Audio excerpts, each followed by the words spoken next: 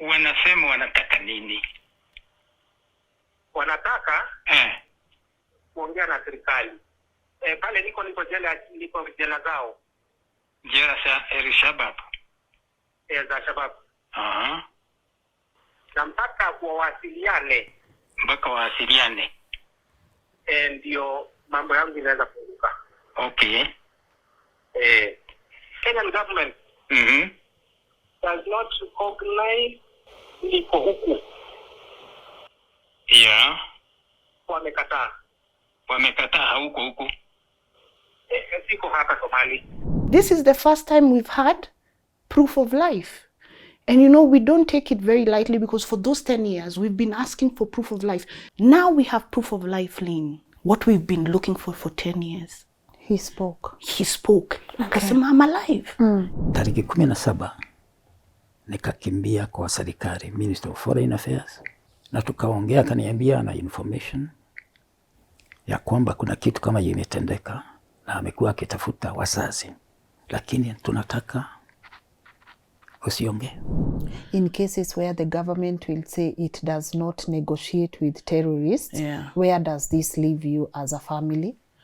Well, again, where it has left us from day one. Kwa God, this is not the only country kumekuwa na watu wamechukuliwa. As long as wewe ni you're a citizen, they will do all they can. All they can, urudi. Tumekuwa na DOs kule, officers wa serikali wametoka namna gani, hawakujitoa huko. Is it being implied ya kwamba sisi si wa Kenya?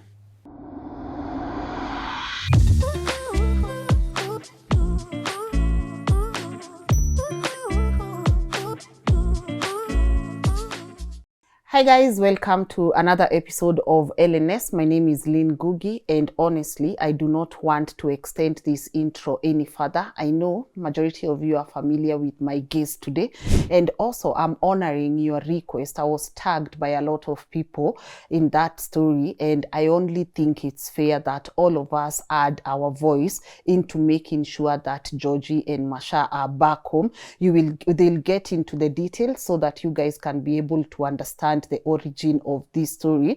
But once again, I must thank each and every one of you for always being active participants of our work. I always say it's very important for us to add our voices even to things that do not affect us, because one day, who knows, this could be us, and we will love to experience support from each and every one of you. So now, without further ado, please allow me to let my guest introduce herself so that she can be able to walk us through this story. And later on, we will be joined by her dad and a couple of audio recordings so that all of us can be able to see which role do we get to play. So karibu sana. Asante sana. I know asking how are you right now might not be relevant, but how are things?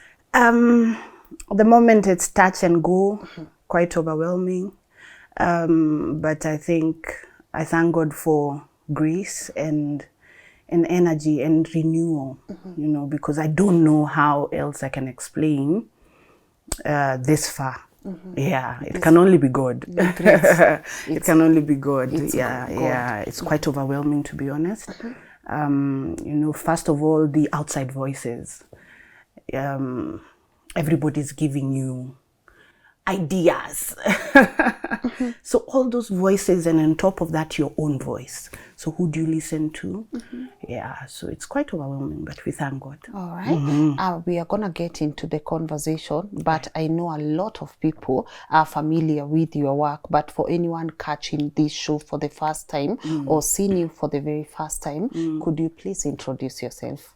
Hi, guys. My name is Wanji Kumburu, aka Maobaha. But I've done 1,000 things, but I think Maobaha is what is out there. I am an actor, I am a producer, filmmaker, and a mother and a sister. So that's about me.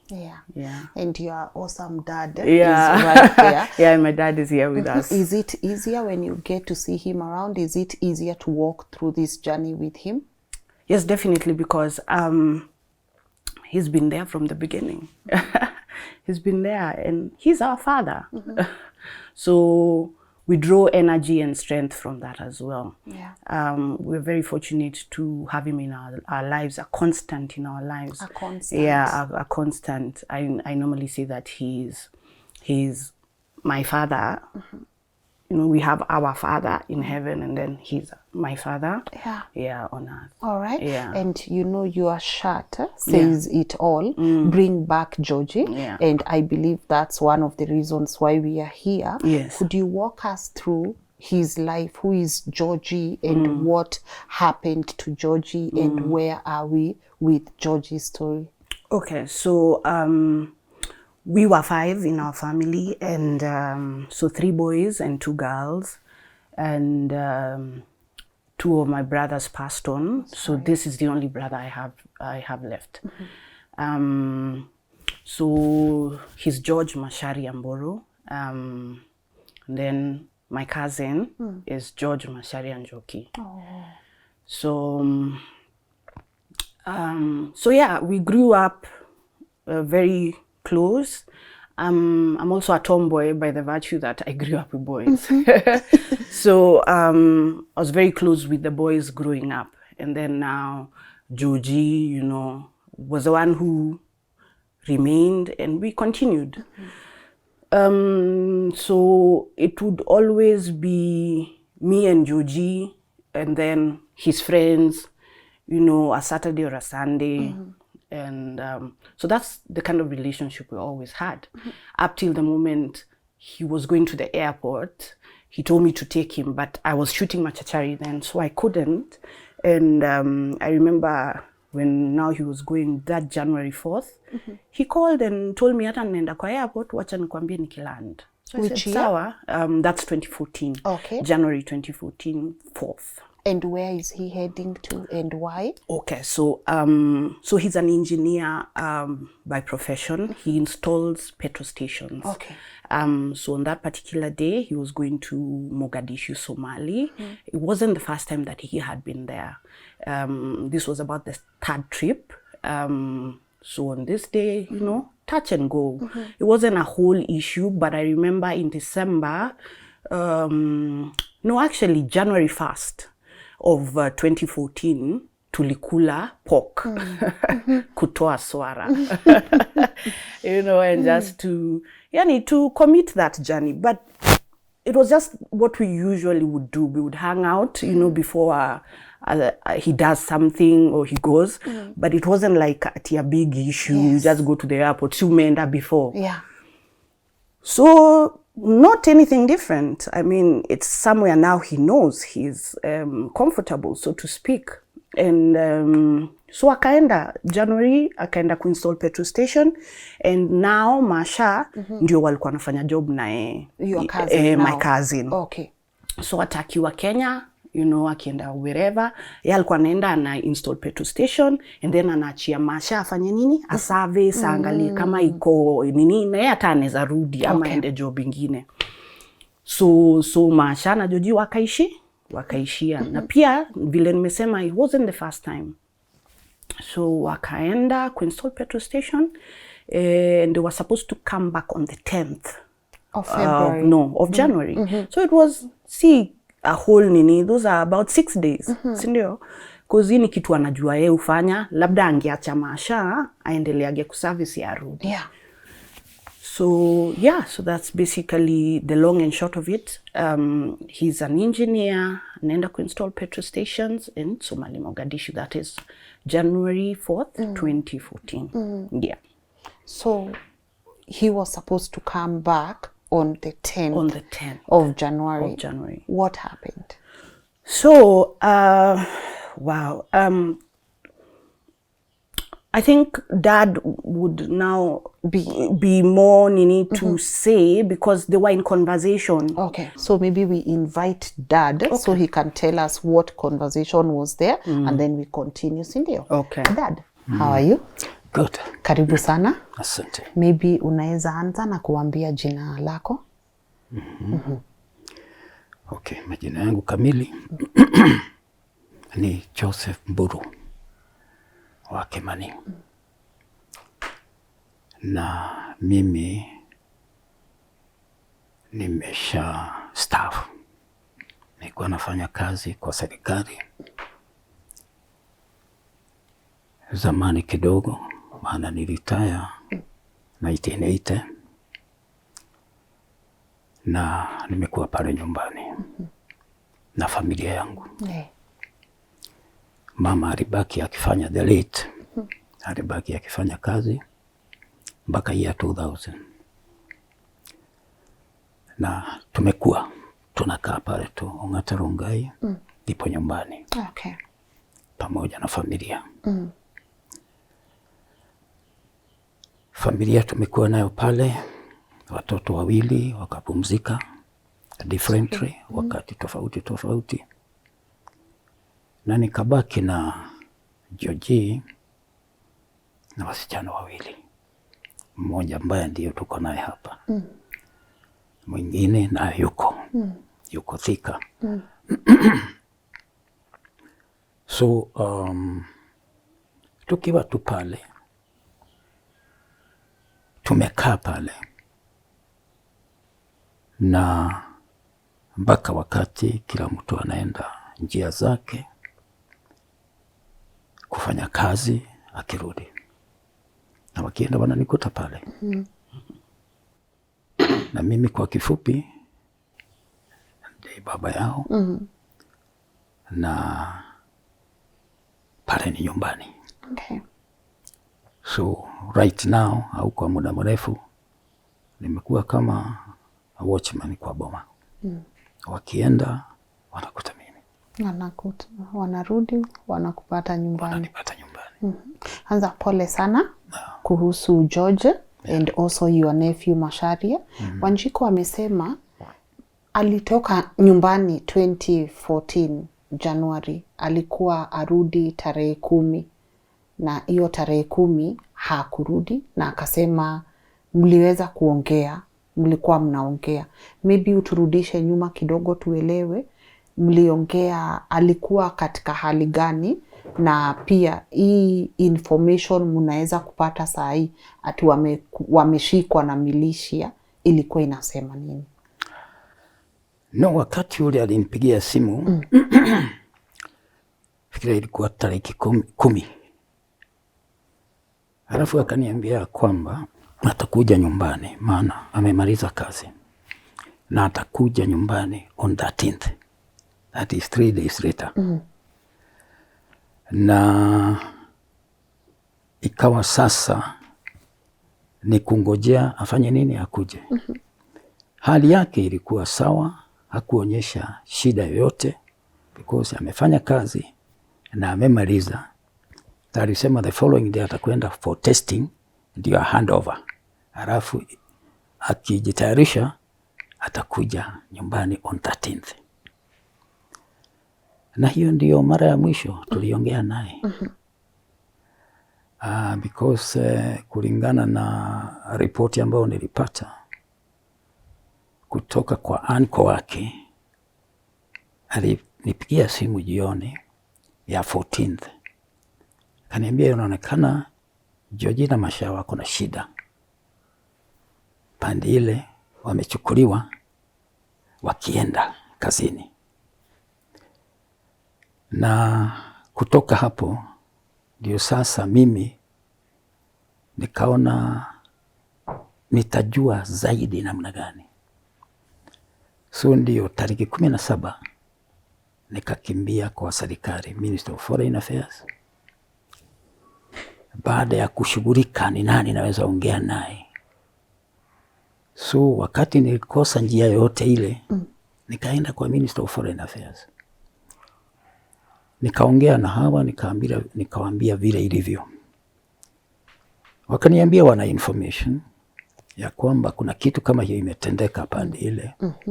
Lakini hawana information wazazi ni kina nani. Basi nikawaeleza ya kwamba mimi ni mmoja wa wazazi, ni baba yao. Basi ndio kutoka hapo akaniambia tutakutuma kwa ambassador wa Somalia lakini alikuwa yuko anakaa hapa sababu ya situation kule Somalia, hawezi kwenda kule. So ni ambassador wa Somalia, lakini anakaa wapi? Hapa. So ndiposa sasa nikaenda pale nikakuta ambassador na tukaongea, akaniambia na information ya kwamba kuna kitu kama imetendeka na amekuwa akitafuta wazazi.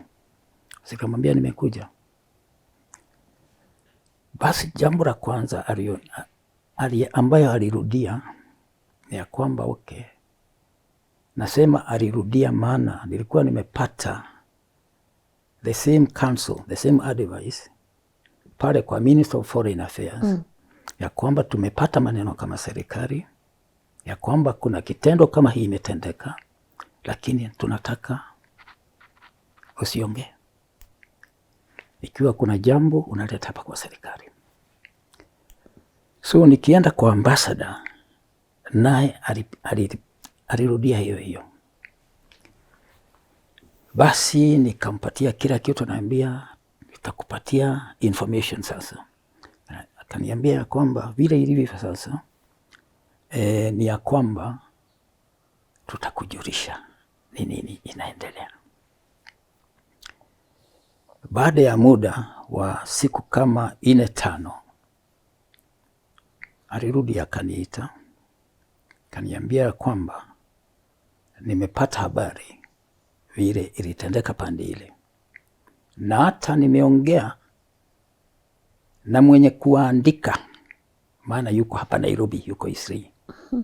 Nimeongea naye na amenihakikishia ya kwamba atafanya lolote vile, he will do everything possible kuona ya kwamba hawa watoto watakuwa released without any condition. Kwa hivyo nisiwe na hofu, na hiyo iko in writing. Sasa ndio akaniambia sasa utaenda upumzike, sisi tuko na hai maneno. Lakini vile nataka uone ambassador wa Somalia ambaye yuko hapa. So nilienda kwa ambassador, nikaona ambassador. Ananiambia incidentally hata alikuwa kule wakati kitendo ilitendeka. Kwa hivyo yuko na information ni nini ilitendeka. Na akaniambia ile kitu imetendeka ni ya kwamba the first time Georgie alienda kule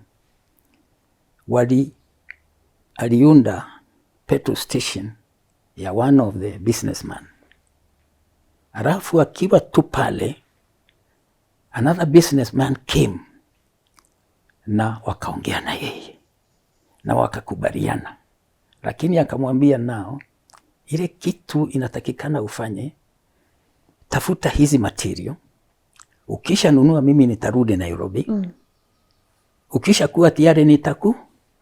That was around December 2013. So ndio wakati hii mambo ule alijitayarisha, alicommunicate na yeye.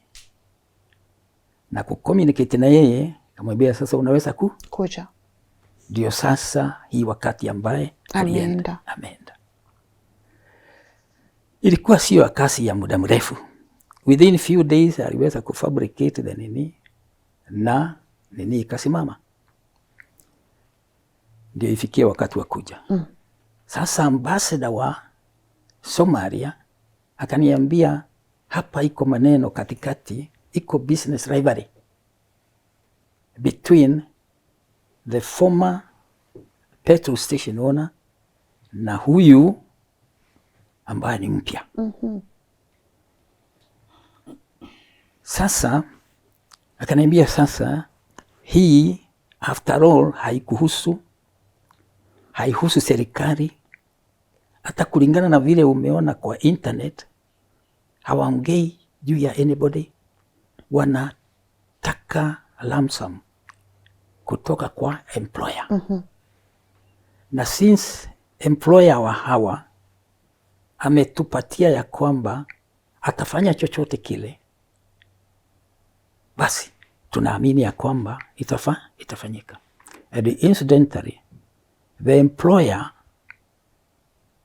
wa hawa hapa Nairobi, he's a Kenyan citizen. Na vile vile ni citizen wa Somalia. He's a Somali. So akanieleza ya kwamba hakutakuwa shida, but after all, hii ni mambo ya Kenya. Hii ni mambo yake, maana ni Kenya na watu wake. Maana huyu ni mwananchi wa Kenya. Hata ingawa vile vile ni Msomali na ni citizen wa Somali. So ni Msomali. Ni Msomali. Lakini ni citizen wa Somali vile vile na wa Kenya. Okay. Yeah. Na hii maneno sasa itakuwa sorted out na serikali ya Kenya. Because ni kuhusu wa Kenya. Na tukafikisha hapo. So nikarudi kwa ambassador wetu. Nikamwambia vile nimeambia. Ananiambia there is no problem. Tutasort out kulingana na vile employer anasema. At the same time nikapata namba ya manager representative wa huyu yuko hapa Somalia. So kupata yeye, nikiongea naye akawa very cooperative. Naambia hakuna shida, tumekuwa na hawa vijana hapa, lakini wakati walikuwa naenda kwa gari yangu, walishikwa kwa gari yangu. Lakini mzee, usijari, usiwe na hofu, hawa ambao wamewachukua ni militia tu, na hawa nitaweza kudili na nani? Nao. Na ikafika hapo, ikawa sasa nawasiliana, umefika wapi? Hata at one time akaniambia hata gari imepatikana na kuna watu wamekamatwa. Ni vile tu siwezi kukuambia wameongea namna gani, lakini tunatarajia kila kitu kitakuwa sawa. So mzee, usiwe na hofu. Kaambia nangojea. Lakini iliendelea maneno hayo kuwa magumu, maana siku zinasonga. Wiki moja inapita, wiki ya pili inapita. Nauliza nini inaendelea? Hapana, bado investigation inaendelea kule Somalia sasa. Lakini ni vile siwezi nikakwambia ni nini inaendelea, lakini kuna watu wameshikwa na nafikiria wanafanya kazi. The third week came, yule the same employer, upande yule ambao ni representative wa huyu, akaniita, tunawasiliana almost every evening. Akaniambia sasa, in the morning, hebu angalia kwa gazeti, ni hawa. So nikamuuliza, sijui kama nimekusikia sawa sawa. Ananiambia, nataka uone kama wale ambao wamekuwa released ni hawa. Kulikuwa na watu 6 walikuwa released. Nilikuwa nimeona hiyo report, nimeipata hata kwa news. Kwa hivyo nilikaona si hawa. Lakini nikamuuliza, sasa ikiwa nimekupata kabisa, wewe ndio umekuwa na hawa watu, umekuwa na watu hujui? Ndio niambie ni hawa, niangalie ni confirm kama ni hawa. So hatukusikizana. Na my sister, tangu wakati huo sikutaka kuongea na hawa. Although ilifika 3 months after nikajaribu kuwaongelesha, na hakupiki nini simu yangu. So wakati huo nikapata mtu mwingine hapa, akaniambia incidentally alikuwa Somalia, wa upande wa special branch. So nikaongea naye, akani connect na Somali wengine hapa Nairobi. So nilikuwa nawaona, wananiambia ya kwamba hii sio maneno ngumu sana.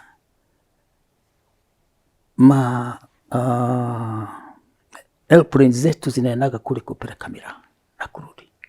Hii tunaweza kuorganize mara moja, wanachukuliwa, wanaletwa, wanawekwa na wanakuja wakati ndege inafanya nini? Inakuja.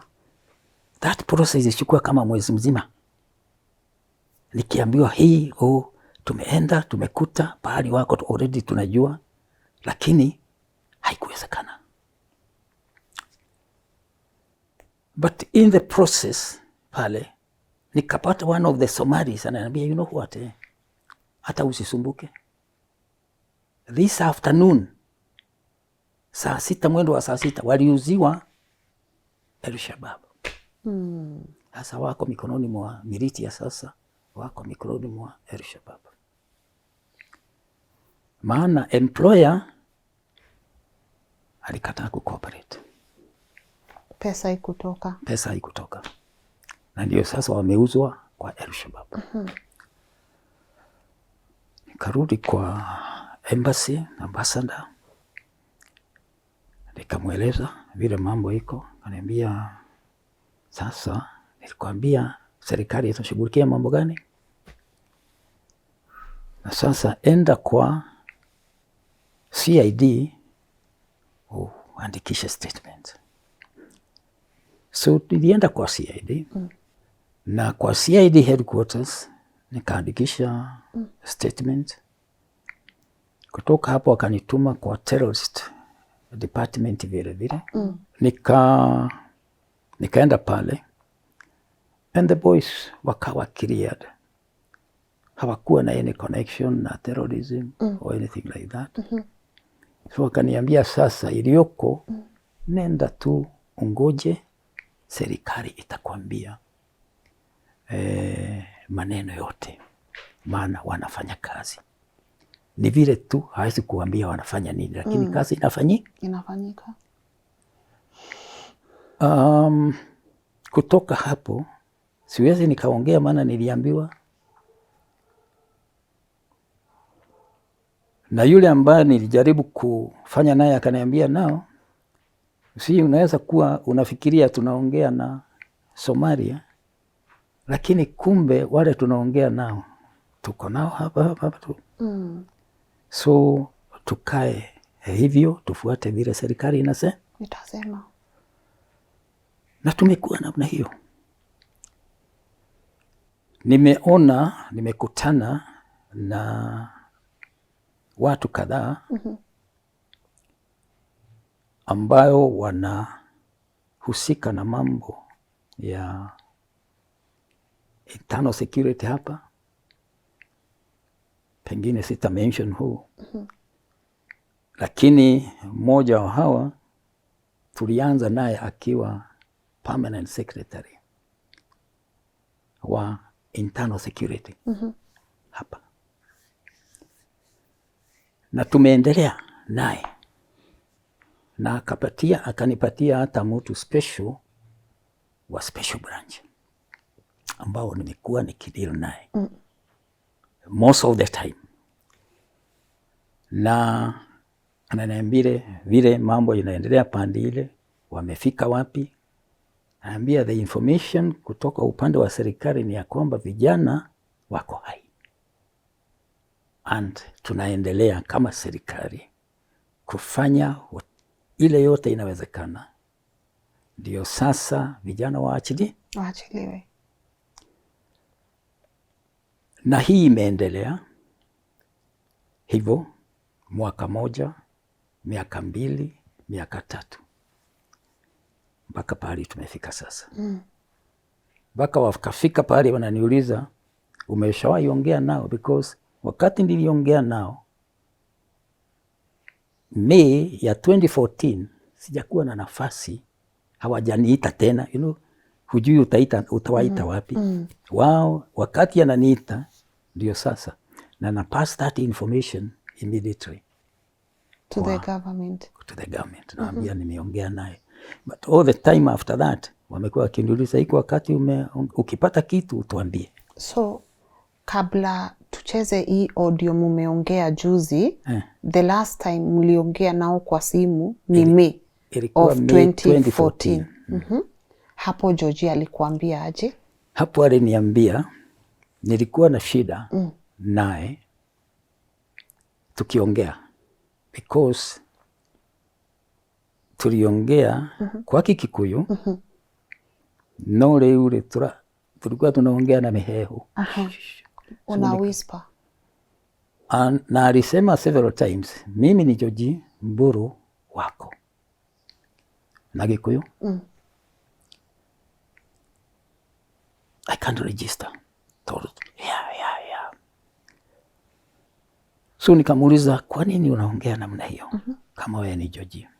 Kaniambia hapa ndivyo tunaongea. Tunaongeanga. But with the time nikaanza kusikia ni yeye, hata tukiongea namna hiyo. Nasikia sauti sasa ni yeye, because ili change. Sio vile ilikuwa very faint, haisikiki iko namna gani. So mpaka nikaniambia sasa muda umeisha. Lakini aliniambia ya kwamba wakati huo hakuwa na shida other than kufungiwa. Amefungiwa tu. Wanamshughulikia. Mambo ya sukari wanamshughulikia. Kwa sababu wanampatia madawa. Na hata juzi aliletewa mashini ya kupima. Aliniambia hana shida. Chakula hapati vizuri, lakini ile anapata ni sawa. Na sababu ya apatiwe nafasi ya tuongee, because alikuwa amegoma kula chakula. So hii ilikuwa njia moja ya kuwasulutisha. Ndio wampatie nafasi ya kuongea na familia. Na nikamwambia ile njia mzuri ni aendelee kukula chakula, maana Mungu yuko. Hakuna crime amefanya, ameenda kufanya kazi legally, kwa hivyo hakuna shida. Na nimepatiwa ya kwamba serikali inaangalia hiyo maneno. Kwa hivyo asiwe na shida. Familia iko sawa, tuko sawa, hatuna shida. Na tukamalizia hapo. Sasa tutoke hiyo ya 2014. Ripoti kila saa unapeleka kwa serikali, unapeleka. Sasa ni miaka 10. Wamekusaidia aje ama mmefikishana wapi? Ule usaidizi wamenipatia ni kukosa kuniongelesha. Because hii muda wote nimekuwa nikiambiwa serikali inasema wako hai, hakuna shida, hata tunaendelea kuona ya kwamba wanaweza kuwa released wakati wote, maana hakuna crime wametenda au nini. Lakini kama ujuavyo, sio rahisi, maana sio serikali ya Somalia ambao iko na hawa, wako na Alshabab. Na katika area ya Alshabab serikali haina control na huko. Hata vile unasikia ame yetu iko Somalia, hawafiki huko, wako in a different area altogether. Na hawezi wakafika wapi? Huko. Wacha hata hiyo, hata Mogadishu yenyewe kuna pocket bahari serikali haikanyangi, iko under the control ya Alshabab. Lakini tunajaribu yote ile. Hiyo ndio imekuwa a report ya kutoka kwa police all the time. Lakini rest assured ya kwamba wako nini? Wako hai. Mpaka imefika 2 years now, wale watu ambao nilikuwa naongea naye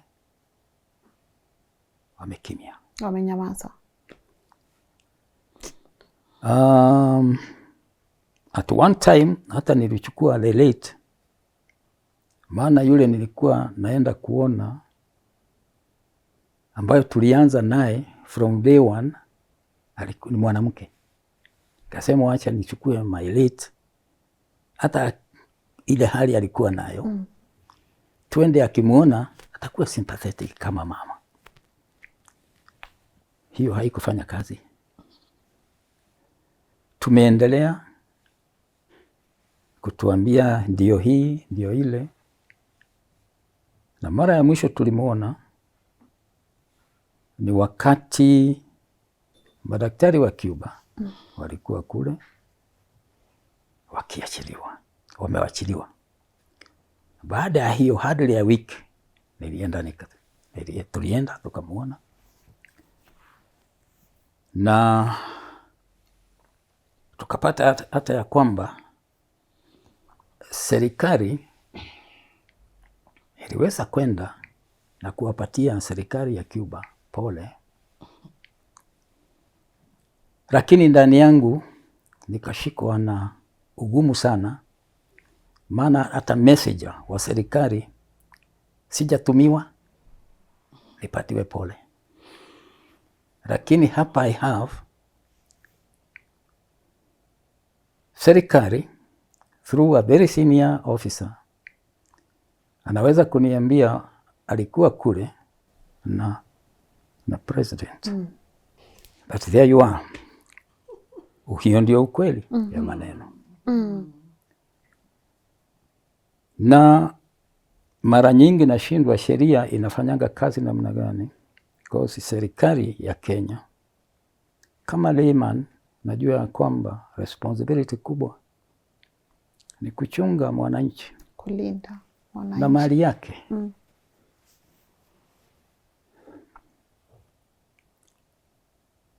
Kama huyu si Mkenya, pengine ingefaa tuambiwe. Na nimepata hiyo kidogo kutoka kwa kijana wakati tumeongea naye last. Anasema wale hawaamini ya kwamba ni wale ambao wanawashika, na diposa wanataka tufanye lolote ile ndio wafahamishe ya kwamba kuna Wakenya wapi huko. So serikali haija acknowledge kuna Wakenya huko. Kuna Wakenya. It has not acknowledged. Yes. Now, unaona sasa. Mimi niko hapa, ninaongea na serikali, na yet inaonekana hawajaamini ya kwamba hawa ni watoto wangu wako pande gani ile. Sijui kama tunapatana hapa. Tunapatana. Because hiyo ndio kitu ambayo ilikuja kwa kichwa. So kama nilivyokuwa najaribu kusema ni ya kwamba sijakuwa na mawasiliano yote na serikali, walinyamaza. Wale watu nilikuwa na deal nao kutoka kwa special branch walinyamaza. Hata huyo ambaye alini commission kwenda kule naye amenyamaza. Na nimekuwa in total darkness hii muda, sijui ni nini, sijui ni wapi. Lakini nikaendelea kumshukuru Mungu, maana Mungu yuko. Mungu yuko. Na on Monday ilifika pahali nasikia simu. Nikipokea nasikia ni Georgie. Hata ingawa vile vile nilikuwa na shida. Because Georgie ambaye niliongea naye 2014 na Georgie ambaye naongea naye saa hii, they are two different Georges. Because Georgie wakati ule alikuwa anaongea, huyu wakati huu amechangamka. Anaongea amechangamka, ana nguvu mingi, hata siwezi ongea na hiyo nini. My assessment mind yake ni very sharp. Huyu ndio jaji niliongea naye on Monday.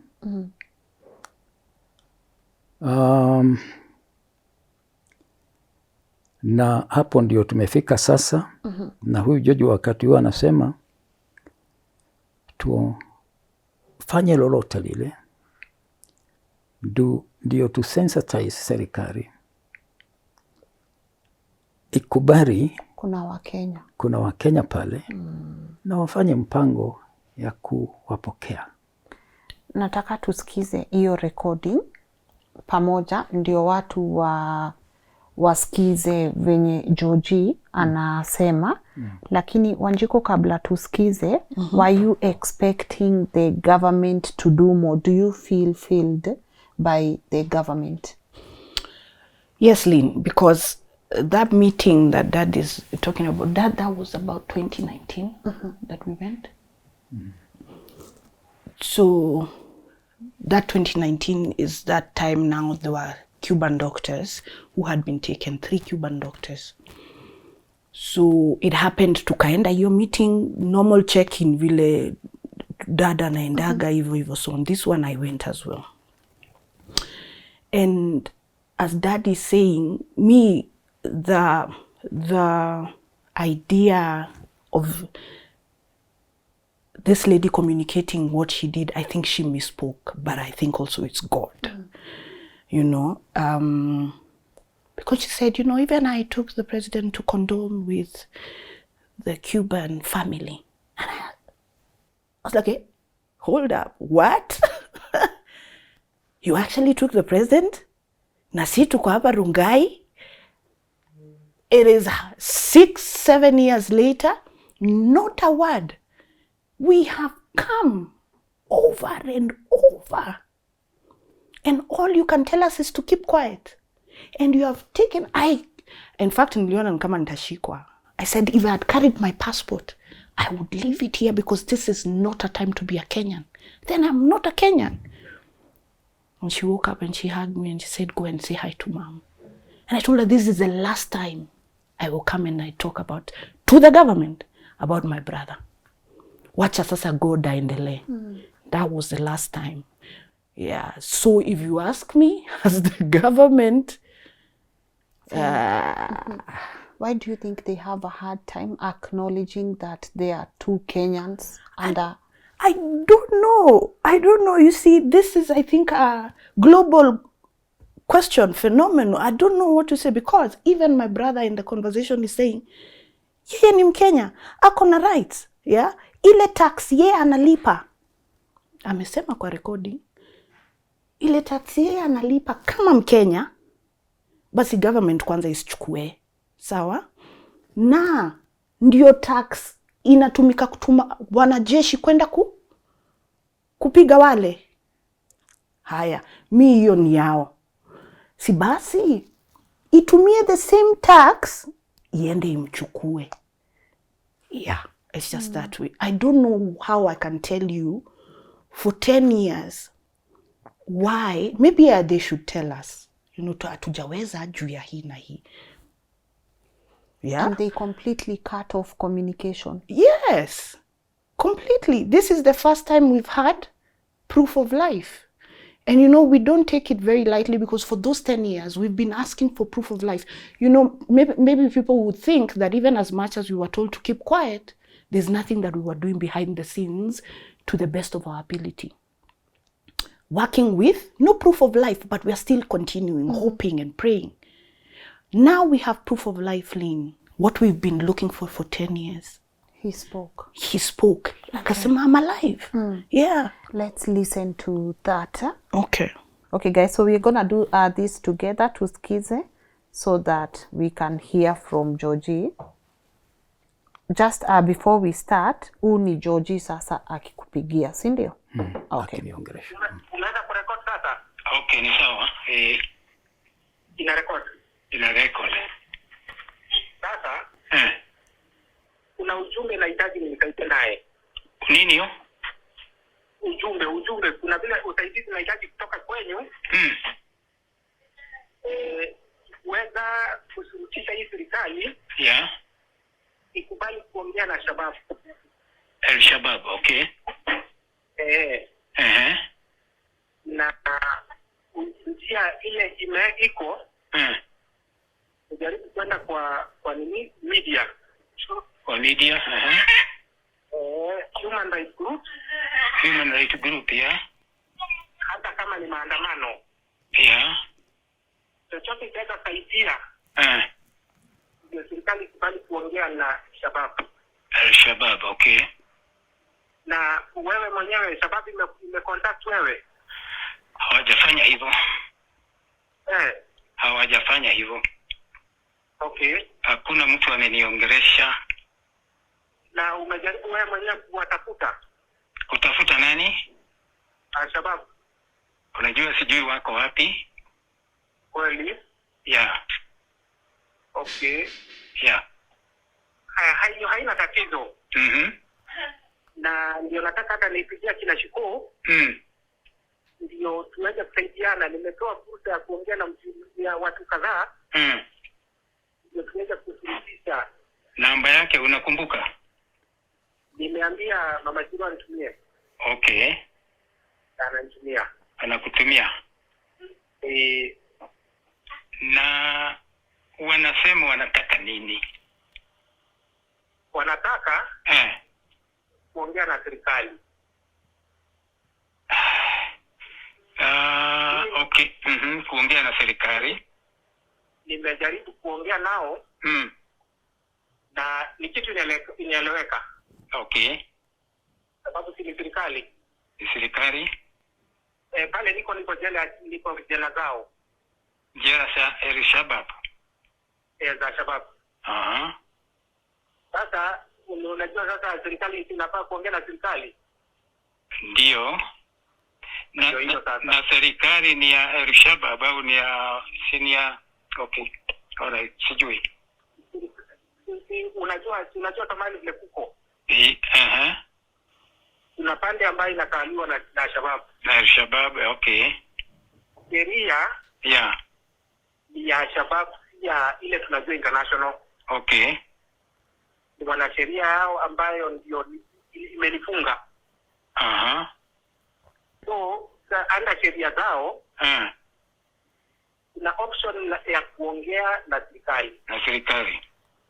Hiyo ndio ile wameniambia nimepewa. Umefungiwa nini wanasema? Sasa ni maneno refu, okay. Sababu wako vitani. Okay. Na wakiwa vitani, sisi tuko vitani. Okay.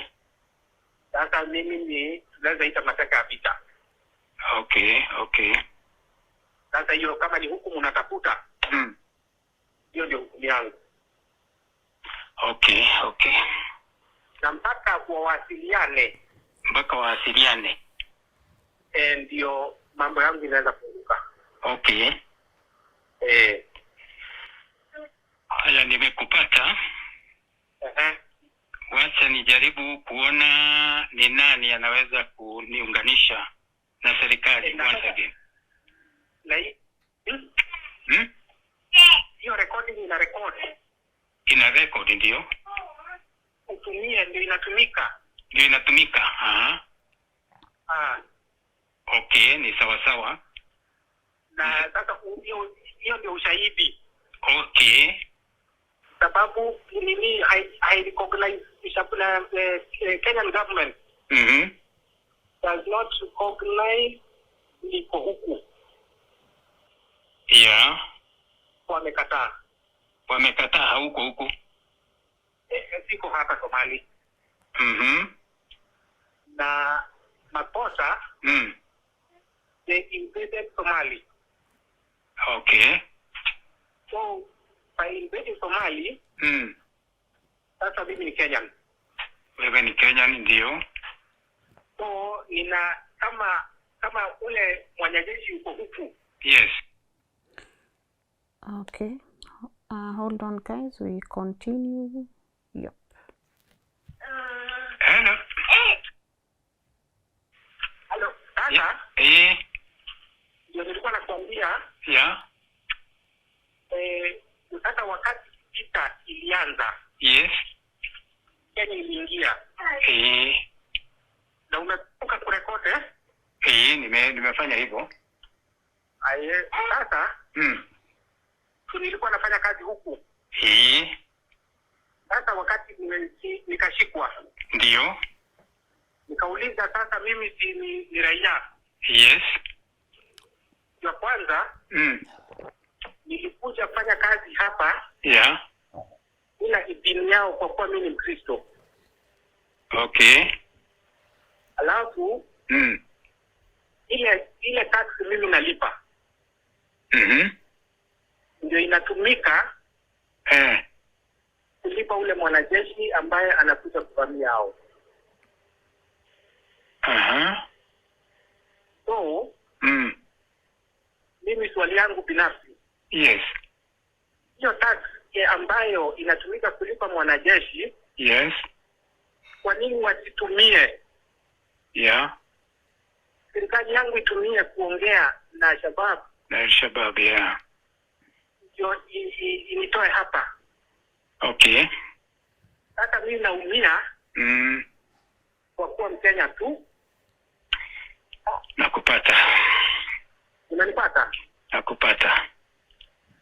Ndio sasa hiyo ndio unaona sasa wanasema. Yeah. Tutumie all means. Ya kusurutisha hii serikali. Yeah. Wacha ubinafsi ya kujiangalia sisi ni raia. Niko na right. Yes. Okay. So, hata kama utaenda kwa media inaitwa ni human rights. Human rights, yes. Hata kama utaenda kwa TV. Yes. Utatumia connections za shiko. Right. Ndio hii ni kwa highlight maneno. Tutajaribu kuona ni njia gani tunaweza tumia. Hata hii recording. Umepata namba yake? Nitachukua saa hii. Hii recording hii tuna record hii. Yes. Hata huko kwa Facebook, hii social media ya vijana hii. Yeah. Weka hapo kilio cha mzazi. Okay. Unaweza andika kilio cha mzazi yeye. Yeah, right. Okay, ni sawa. Nitafanya ile yoyote ambayo inawezekana. Sababu niko desperate. Yes. Sukari imeendelea. Okay. Na pale niko. Yeah, right. Proper medical ya kisukari haipatikani kwa sasa. Okay. So we go under desperation na hata nimejaribu kuongea. Yeah. Niletezewe nitolewe nyororo ama nitolewe pingu. Lakini imesemekana hiyo ndio sheria ya jela. Okay. Na kitu kingine ujue. Sababu sheria ile imewekwa. Yes. Hawavunji. Okay. Wanapotanga sheria yao 100%. Sasa hiyo ndio ile. Sasa ndio unaona nimepewa hapa nikaambiwa niongee nikitaka kuongea na wewe masaa ngapi. Lakini ni make sure umepata point ya desperation. Yeah. Na urgency ya serikali kuongea na Alshabab. Okay. Aya ni sawa. Wacha nione ni nini inaweza fanyika pande hii. Kwa kulingana na sheria ya serikali. Najua hawaongei na watu wengine. Asa hiyo ndio shida kubwa, but maybe they will do that kupitia pressure from human rights and what have you. Watajua watafanya namna gani. Yeah. Kwa kweli mimi na ukisema nikueleza. Yes. Kuna msemo inasemanga. Yeah. Ukisikia imelia. Nimeumwa. Yeah. Okay, ni sawa na kupata. Na nitafanya ile yote ambayo inawezekana within my ability. God willing, yeah. Okay, otherwise. Unaweza nikulisha mama nikulisha mama ni kisukari. Ni failure ya kidneys. Zilikataa? Yeah, zilikataa. Tulifanya dialysis for 7 years. Lakini mwisho ikashindikana. Yeah. Hakupata pigo ya mtu kumpatia pigo? Haingewezekana. Because of the age limit. Na vile vile position ya roho yake ilikuwa already oversized. Sababu ya pressure. Ilikuwa sababu ya pressure. Hata tulikuwa tunatumia mashini kui support. Pacemaker. Pacemaker. Tumeumia lakini Mungu yuko ametuweka. Na tunashukuru. Ya Mungu ni mengi. Ni mengi. Hata huku utatoka maana Mungu yuko. Yeye ndio mwenyewe. Haya, na wewe je? Mimi niko mzima. Napigana na pressure. Lakini Mungu ananitendea mema. Okay. So I believe the rest of the conversation he is asking about how you guys were, how everyone is. But we've also been able to establish Mom passed on when he was there. So he's just finding out right now. And he's also saying that amepatiwa ongee no matter how many hours as long as I insist that the government needs to acknowledge kuna Wakenya huko. The government needs to talk to Alshabab. In cases where the government will say it does not negotiate with terrorists, where does this leave you as a family? Well, again, where it has left us from day one, kwa God. Because as much as, yes, they say they do not negotiate with terrorists, but I don't want to say other countries, but this is not the only country kumekuwa na watu wamechukuliwa. Na hata sina Alshabab, pirates, wale wanaitisha pesa. Na unapata, as long as wewe ni muhuko, you're a citizen, they will do all they can. All they can, urudi. Hizo mambo zingine wacha hiyo ni siasa ni nini. But now here we are talking about a human life. Can we put everything else aside and just say, this is a Kenyan? This is a Kenyan. It's just that simple. And you know, it's just not one Kenyan. That's the unfortunate bit. It is my brother, it is my cousin. It is a neighbor. It is. There are so many. Why are there so many Kenyans abducted in Mogadishu? I think that's a question we should be asking ourselves as well. Your video went really viral on TikTok, and I'm expecting someone from the government must have seen it. Have you received? Has anyone tried calling you from the? Zero. Lynn. Zero. And I don't think I'm that hard to find, really. I don't think I'm that hard to find. Have you heard from other Kenyans who are sharing in the same plight? Yes, that's the thing. It's like Georgie is being used as a voice for just not him and just not Masha. It is so much bigger than what we could imagine, what we were thinking about. The last 10 years, we were just thinking about Georgie and Masha. Now we are not thinking about Georgie and Masha only. For sure, after the comments, I've not even gone through all of them. You know, because I think the next step then is to have that anonymous, abductors anonymous group. Let's come together. Guys, let's meet, let's hug it out.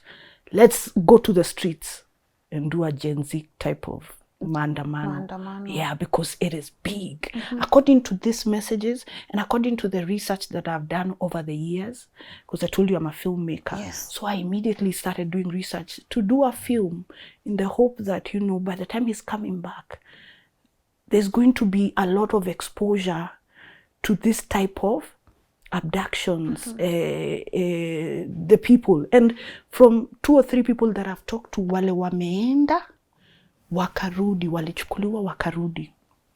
Wananiambia Wakenya huko ni wengi. nimeisikia first hand, wacha hata kutoka bradhangu, kutoka wale wamekuwa hapo. So Wakenya ni wengi. Kuna haja government isikie vile tunasema. Because watu wanaumia, familia zinaumia. Kuna mwingine niliona amesema 16 years. Alienda Somali 16 years. Na funny thing pia yeye alireceive phone call kutoka mtu wao. So hapa si Georgie na Masha peke yake. There are many people. Dad, ungetaka kama kuna mtu ana watch kwa capacity ya serikali, sitaki tuseme serikali saidia, but these are diplomatic matters, right? Kuna mtu ana watch sahi na amekunyamazia kama mzazi, ungetaka kuwakumbusha nini? Ningetaka kuambia ya kwamba wakati wa kunyamaza umeisha. Sasa ni wakati wa kuongea, because usipoongea hutajulikana ni nini unaumia wapi. Ni muhimu wakati huu, maana wakati umefika watu waongee. Maana hata tusipoongea hakuna mema itatupata. Kunyamaza kwetu, kwa mfano, kulingana na advice ya serikali, for the last 10 years, over 10 years, haijazama matunda yote. So ikiwa hakuna chochote ambao kimetendeka, basi ni afadhali kuongea. Ndio ikiwa tuko wakati umefika ya sisi wote to perish, tuishe. At least tulifanya kitu. At least tuliongea. Shiakorire washuku. Shiakorire washu muguda. Shiakorire mushi. Yeah. At least mkue mumeongea. Yes. Because right now watu wako wengi. Katika hii familia tu ni wawili. Tunaona ni wawili. Lakini dada, ndugu yake, mama ya bibi ya Georgie, si amepotea huko. Amepotelea hapa. Amepotea. Na ni connections ya upande gani? Ile. So kuna mengi. Nimeona zingine ninatumiwa hapa. Hata wangu yuko huko. Hakuna namna ya kuongea. Hebu tusaidieni kufanya nini? Watu wengi wanaumia in silence. Lynn, just think about it. Sorry, Dad. Hadi tumejua ya kwamba, sijui niseme hapa, hata ingawa wanasema hawaongei, Cubans wametoka namna gani? Wale wengine wametoka namna gani? Tumekuwa na DOs kule, officers wa serikali wametoka namna gani? Hawakujitoa huko. So sisi njia walitumia kutoa wale watumie kutoa, maana hakuna wanda na wa mgongo. Ama kunao children of a lesser God. So is it being implied ya kwamba sisi si wa Kenya? Na hii serikali hata ingawa tuko retired, tumeifanyia kazi. Tulianza nayo since wakati tulipata uhuru.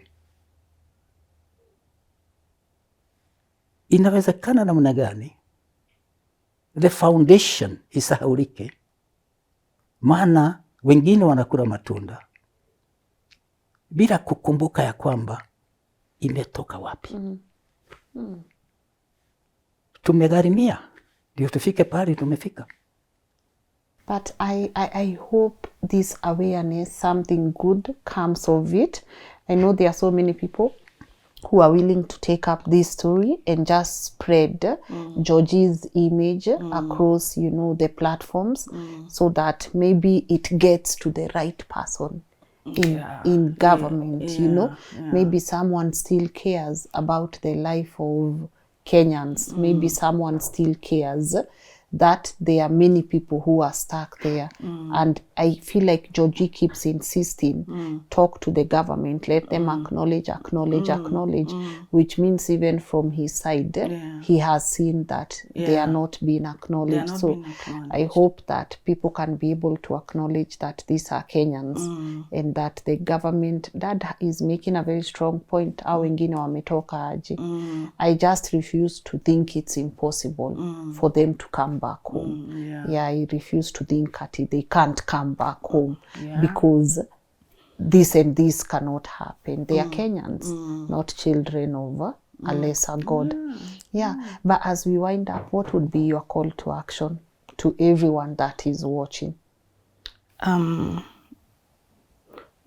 first thing, and I've kept saying this, is that everything has been said, Lynn, and nothing has been done. So I'm done speaking. Now I'm just doing. Whoever wants to, you know, tutembee pamoja, let's do it. But sitakaa chini other than sasa hivi.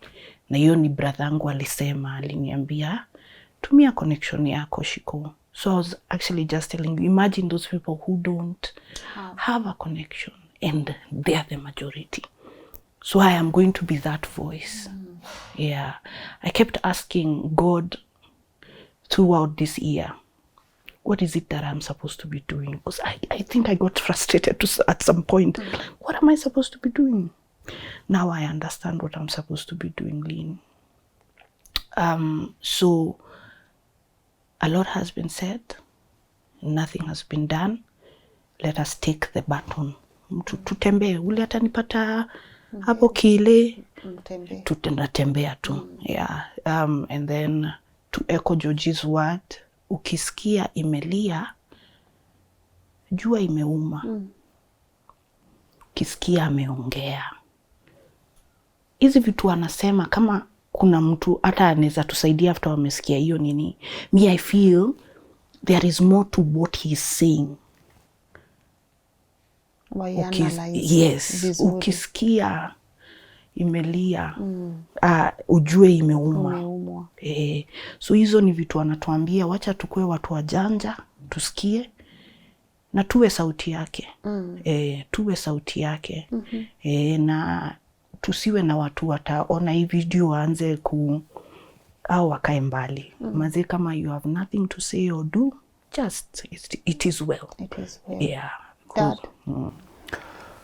Mimi tu ningetaka kusema ya kwamba wakati wa kuumia, ukiwa tu una nyamaza, umepita. Huu ni wakati wa kuongea. Ongea kukiwa na umati, kukiwa hakuna mtu ambaye anasikiza. But kwa njia moja au ile ingine, hiyo sauti haitaenda unheard. Itasikika tu from somewhere. Na Mungu atatumia mtu mmoja ambaye atafanya kitu. Ndiposa wana Kenya ambao wanateseka, particularly in Somalia, waweze kuokolewa. Because sio mmoja, sio wawili, tunajua hawa sasa. Lakini already nimeona more than 6 or 7 messages zinakuja zinasema wangu. Kuna wale ambao mimi najua 2 au 3. Lakini sijasikia wakifanya nini, wakiongea. Ikiwa the council, the advice ilikuwa namna hii, sasa wakati imefika from the horse's mouth, kutoendelea kunyamaza. Tuongee kwa watoto, tuongee kwa watu wazima, tuongee kwa everybody. At least kutakuwa yule moja tu atasikia na atafanya jambo. Haya, serikali na isikie hii sauti ijue ya kwamba sisi ndio wananchi wa Kenya. Sio by nini, it is by birth. We are Kenyans. Hakuna Kenyans wengine. Sisi ndio wa Kenya. Na ikiwa serikali iko pale kutumikia wa Kenya, basi kuna shida hapa. Maana wa Kenya wanaumia. Nchi za nje, and particularly Somalia. So ningeomba tuungane mkono na yeyote yule, hata yule ambaye hatafanya nini, because ukiona kichwa cha mwenzako kikinyolewa, maji yako inatayarishwa. Weka maji kwa kichwa yako, because today ni yeye, kesho ni wewe. Yes. So mtu asikae pale tu akifikiria ni wale. Haiwi namna hiyo. Haiwezekani. But again, as we wind up, as I've said, I hope people honestly create awareness around this. 10 years is a long time to wait. And now to hear some people have waited for 16 years, that it's just sad. And I hope, as the chat rightfully says, Georgie will be back home. The same for your cousin, Masharia. I think there is a part, sorry, we've not played all, but the extension of the audio, he says waliachanishwa. So also I know he must be thinking about cousin yake. Just I don't know, but once again, 10 years is a long time. So if you're watching this clip, I would love to hear your feedback on the comment section. But as you do it, I believe there is a photo of Georgie that is showing on your screen right now. You can also choose to share that photo. I know it's also on other social media platforms. If you're on X, you can just tweet and say, you know, bring back Georgie and Masharia. And I know if we use our voices collectively, then the government will have no choice but to listen and also give us feedback on these two, not just the both of them, but on many other people who have been abducted in Somalia. So I hope you guys can also play a role in making sure that you share this and it reaches as many people as possible. And as I've said, maybe tu kuna mtu amebaki kwa gava that still cares about the citizens. So looking forward to just getting great feedback just by airing this and knowing that someone took up responsibility and they are negotiating for these people to come back home. Other than that, thank you so much for joining us, and we'll keep you guys posted. If anything comes up, we'll be the first to keep you posted on our community pages. Hopefully, I see you tomorrow at 7 p.m. or 10 a.m. Bye.